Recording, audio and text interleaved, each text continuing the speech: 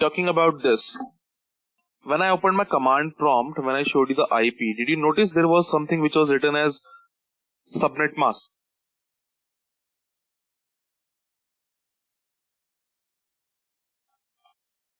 Okay, this one I'm talking about. Can you see?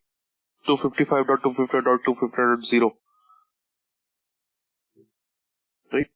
Actually, what happens is, for every class, we have a subnet mask. For every class, we do have a subnet mask. Like for class A, we have a subnet mask.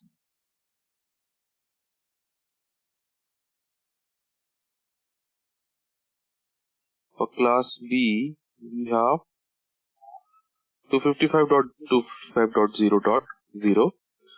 Class C, we do have your.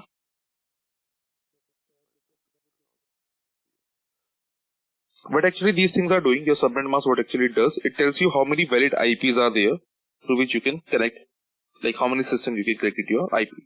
This helps you in defining that part. Okay, so tells you which one is your network ID and which one, how many host ID can be connected. So basically, if I take an example,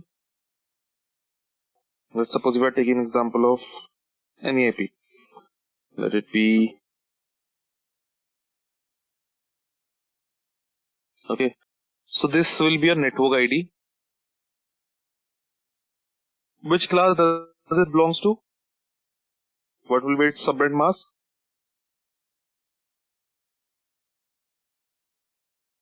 This one, right? With this subnet mask, what it is telling you that these three last three octet defines, like, the number of zeros basically. Wherever the 255 is not mentioned, wherever these zeros are mentioned, they define your host ID, that how many hosts can be connected. Like there is a formula for that, which is 2 to the power n minus 2.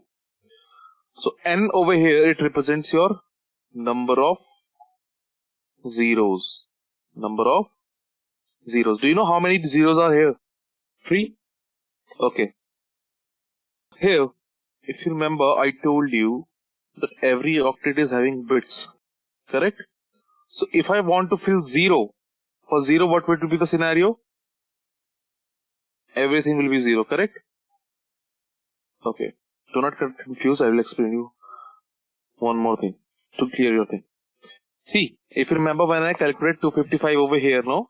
When I calculate it 5 over here, it will be only calculated when we have powered on bits. Powered on bits are represented by what? 1 or 0? Which one will represent your powered on bits?